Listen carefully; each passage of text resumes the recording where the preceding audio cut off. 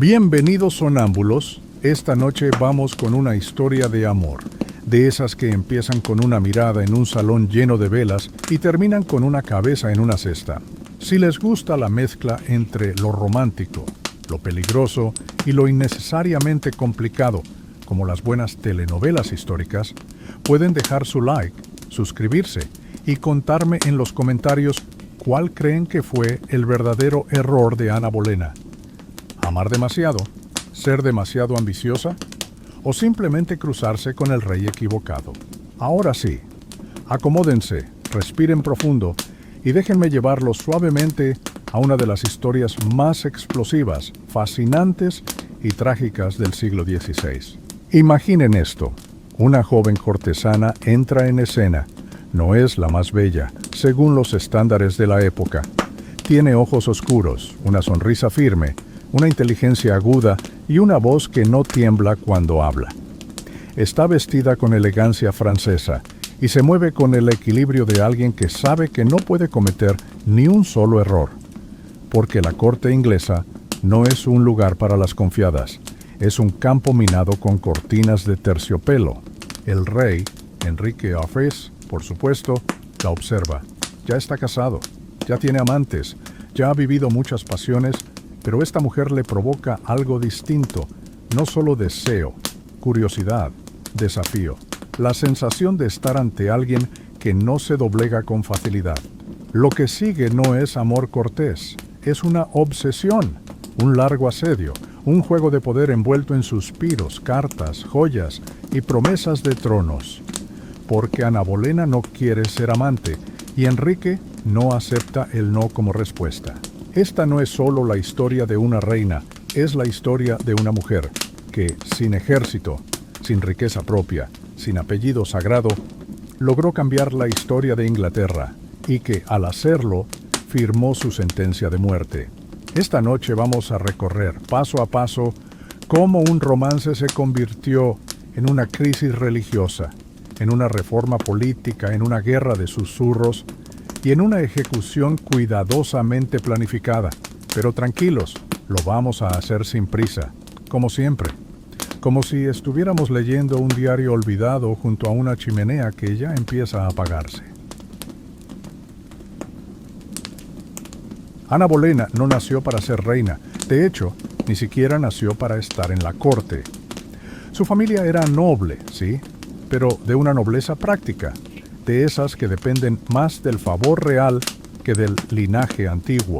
No tenía castillos legendarios ni coronas heredadas. Pero tenía algo más útil en el siglo XVI, una educación internacional, una mente afilada y un encanto que no se parecía al de las otras damas.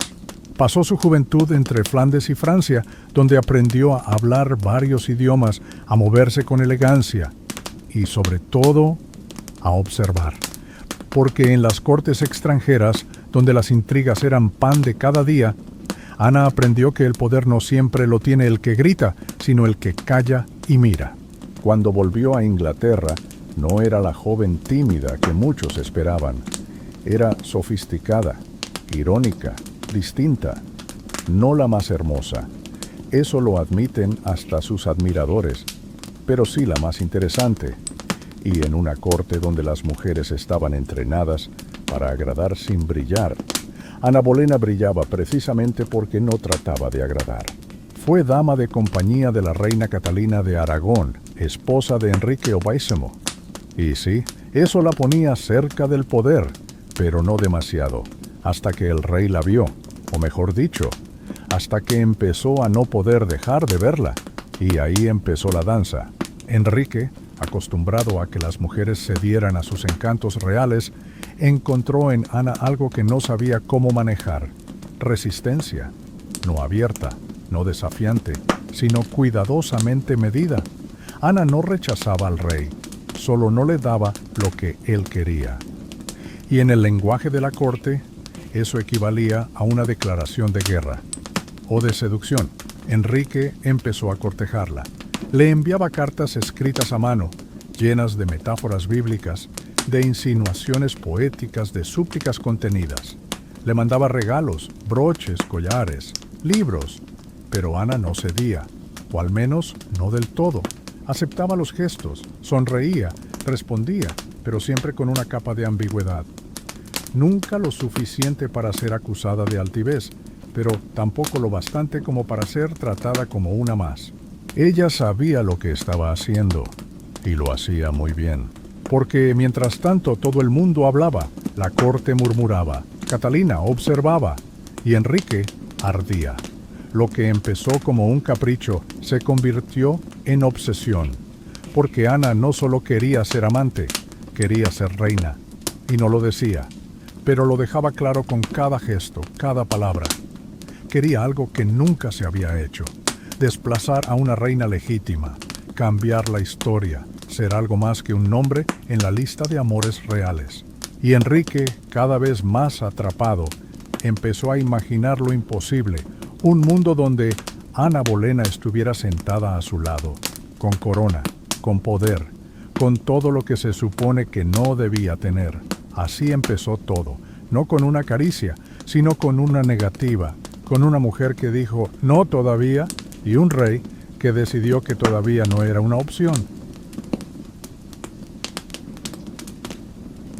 Pocas veces en la historia una historia de amor o de deseo disfrazado de amor ha tenido consecuencias tan monumentales como la de Ana Bolena y Enrique of Honshu, lo que para cualquier otro rey habría sido solo un escándalo cortesano más. Para Enrique se convirtió en una cruzada personal, una cruzada que no solo derribó matrimonios, sino iglesias. Porque a medida que pasaban los meses y luego los años, Enrique se fue convenciendo de que Ana no era simplemente una mujer que quería conquistar. Era la mujer, la que cambiaría su vida, su dinastía, su reinado. Y si para tenerla debía enfrentar al mismísimo Papa, pues que así fuera. Pero antes de hablar de eso, hablemos de las cartas. Enrique no era un hombre particularmente culto, pero sí un hombre que se creía sensible, y en sus cartas a Ana lo demuestra. Le escribía con una mezcla de pasión adolescente y solemnidad bíblica. Le prometía fidelidad eterna, castillos, joyas, un futuro juntos. Usaba frases que hoy sonarían cursis, pero que entonces eran armas diplomáticas, porque en cada línea había un subtexto. Renuncia a tus condiciones, ven a mí. Y Ana, mientras tanto, seguía en su papel de dama cautelosa. Respondía sí, leía sus cartas, las comentaba con su círculo cercano. Aceptaba regalos, pero no visitas nocturnas. Se dejaba ver, pero no se dejaba tocar. Eso desesperaba al rey, más aún porque estaba casado con Catalina de Aragón, quien no solo era su esposa legítima, sino la tía del emperador Carlos V. Es decir, divorciarse de ella no era como cancelar una suscripción, era iniciar un terremoto político en toda Europa. Pero Enrique ya no razonaba como rey, razonaba como hombre herido, y como hombre convencido de que su matrimonio era inválido por razones morales. Decía que nunca debió casarse con la viuda de su hermano, que Dios lo estaba castigando por ello, que por eso no tenía un heredero varón. Por supuesto, esta repentina conciencia teológica coincidía con su deseo de acostarse con Ana. Casualidad. ¿O no? Pidió al Papa la anulación del matrimonio. Lo hizo con cartas, con embajadores, con presión diplomática. El Papa, acorralado entre la política y la doctrina, se negó. Y ahí, todo se rompió. Enrique no aceptó el no. Nunca lo hacía. Decidió entonces algo sin precedentes: romper con Roma. Separarse de la Iglesia Católica, declararse a sí mismo cabeza de la Iglesia de Inglaterra, exigir lealtad religiosa de sus súbditos, bajo pena de muerte. Todo eso por Ana. O al menos por tener a Ana. Porque ahora ya no era solo una cuestión de amor, era de orgullo, de destino, de no dejar que un anciano en Roma decidiera lo que un rey inglés podía o no podía hacer con su cama y su corona. El país entero entró en crisis. Hubo protestas, persecuciones, ejecuciones. Hombres como Thomas More perdieron la vida por no apoyar el nuevo orden. Monasterios fueron cerrados. Iglesias reformadas. El mapa religioso de Inglaterra cambió para siempre. Y Ana, Aún no era reina, pero ya era, sin duda, la mujer más poderosa y más peligrosa del reino. Finalmente, tras años de tensión, escándalo y reformas forzadas, Enrique VIII lo consiguió. Se casó con Ana Bolena. Fue en secreto primero, como quien hace algo que no quiere contarle ni al espejo. Luego, oficialmente, con ceremonia, corona y todos los símbolos del poder real. Ana fue coronada como reina consorte de Inglaterra en junio de 1533, en una ceremonia que dejó claro que ya no era simplemente una favorita del rey. Era la esposa legítima, la madre del futuro heredero, y por lo tanto, la mujer más observada y más odiada del reino. Y aquí es donde empieza la parte más incómoda de la historia, porque si pensabas que coronarla era el clímax, te aviso, no hubo luna de miel, solo una larga cuesta abajo. El pueblo nunca la aceptó. Para muchos, Ana no era reina, era la usurpadora, la advenediza, la que había destruido un matrimonio real, humillado a una reina venerada y provocado un cisma religioso. Los ingleses aún querían a Catalina, la veían como una mártir, a Ana como una bruja con vestido de seda, y eso se sentía en las calles, en las canciones populares, en los susurros de la corte. Pero Ana, lejos de asustarse, se mantuvo firme. Jugaba el rol de reina con toda la intensidad posible. Hacía obras de caridad, entregaba limosnas, recitaba versículos protestantes, hablaba con fuerza en las reuniones, intentaba ganar el favor del pueblo con gracia y presencia, y sobre todo, estaba embarazada. El gran proyecto de su vida, darle un hijo varón a Enrique, estaba en marcha, y con eso esperaba consolidar su posición de manera definitiva. Si nacía un niño, todo estaría justificado. El cisma, las muertes, las cartas, las promesas, sería el comienzo de una nueva dinastía, con ella como madre fundadora, pero no fue un niño, fue una niña. Helena Isabel, Isabel Preí, como la conoceríamos más tarde, una de las reinas más icónicas de la historia, pero en su momento una decepción con pañales. Enrique no ocultó su disgusto, se tragó la frustración como un trago de vino rancio, con sonrisa fingida. Ana intentó calmarlo. Dijo que vendrían más hijos, que aún había tiempo. Pero todos sabían que un rey que deja a una esposa por no darle un varón, podría hacerlo otra vez. El matrimonio, desde ese momento, se volvió una trinchera. Ana se volvió cada vez más nerviosa, más tensa. Su carácter fuerte, que antes seducía, empezó a irritar. Su lengua afilada, que antes divertía, comenzó a herir. Y la corte, que nunca la quiso, empezó a agrietarse a su alrededor. Además, Ana no solo era reina, seguía siendo Ana, con opiniones, con ambiciones, con ideas propias. Y eso, para muchos, era más peligroso que el propio Papa. Así que mientras el rey empezaba a voltear la mirada hacia otras mujeres, entre ellas Jane Seymour, Ana se encontraba en una posición imposible. Debía ser perfecta, sumisa, pero fuerte, amable, pero imponente, fértil, pero serena. Una combinación imposible incluso para los cuentos de hadas. Y en la corte Tudor, cuando dejabas de ser útil, empezabas a estorbar.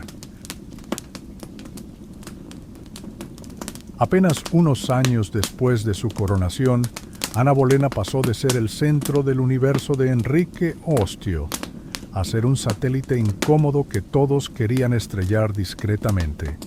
Y en una corte como la Tudor, cuando se empezaban a acumular los silencios, era porque algo se estaba tramando. Siempre. Ana, que alguna vez había sido la mujer imposible, la favorita, la inspiración para todo un cambio de régimen, se encontraba ahora en una situación precaria.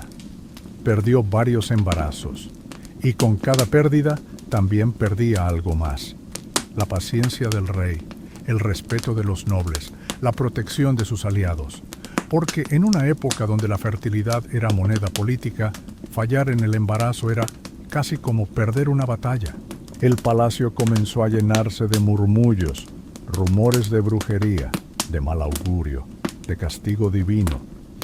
Los mismos que habían defendido la legitimidad del nuevo matrimonio ahora se preguntaban si tal vez Dios estaba molesto.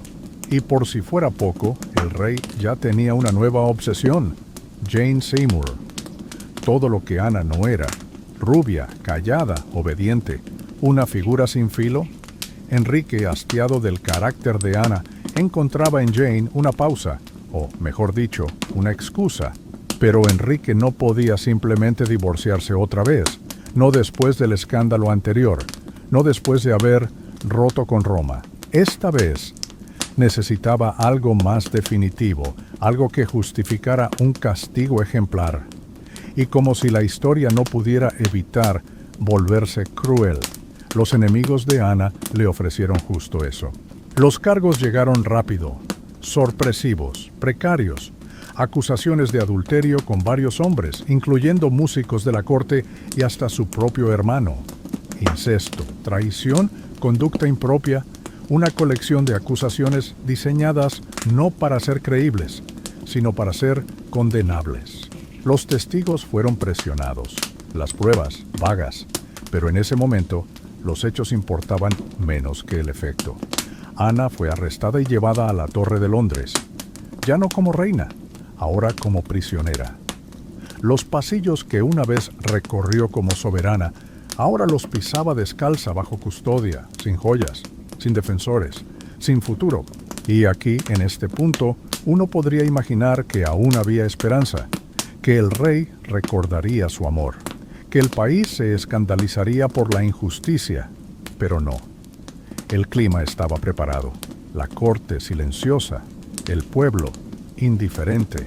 La maquinaria se había puesto en marcha y ya nadie tenía intención de detenerla. Ana, mientras tanto, se mantenía firme, con la cabeza alta, sin lágrimas públicas. Sabía que su destino estaba sellado, pero se negó a romper en pedazos. Hasta el final se comportó como reina, y quizás por eso se volvió aún más peligrosa para quienes necesitaban borrarla, porque en la corte Tudor, cuando alguien no se quiebra, se le quiebra.